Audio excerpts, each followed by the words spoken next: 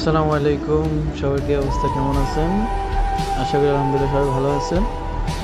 আপনারা সবাই জানেন, দারুণ নিয়ে একটা ম্যাচ খেলতে যেয়ে আমার পায়ে ইনজুরি হলো।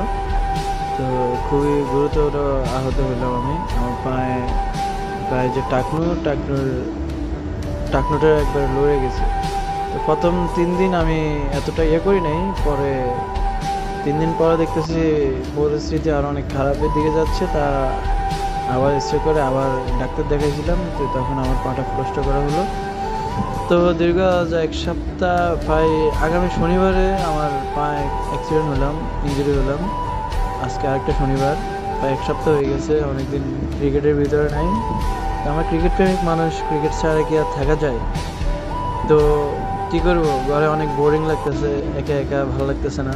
তো নিজে নিজে আমার ব্যাগে অনেক বল আছে, বল একটা টেপ মোয়াচ্ছি, নিজে নিজে একটু প্র্যাকটিস করব, মনটাকে একটু ভালো করার চেষ্টা করব।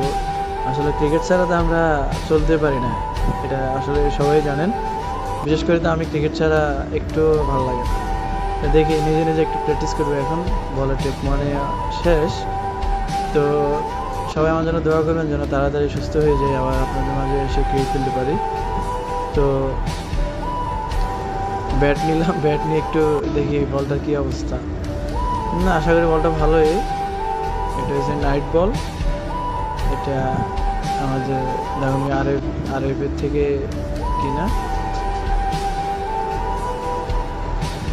আসলে খুবই হতাশ না খেলাতে। অনেকদিন সবাই ফেসবুকে দেখতেছি, সবাই খেলতেছে, শুধু একমাত্র আমি খেলতে পারতেছি না।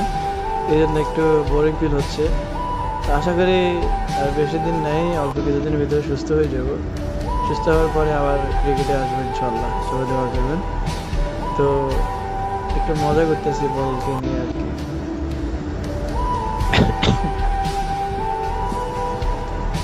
এই যে আমার পার অবস্থা খুবই গুরুতর।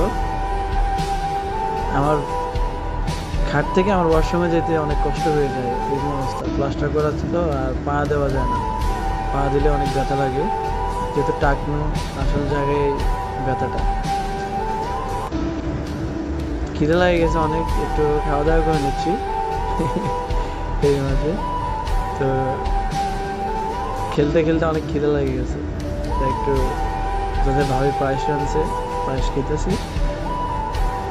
তো একটু ল্যাংলায় প্র্যাকটিস করতে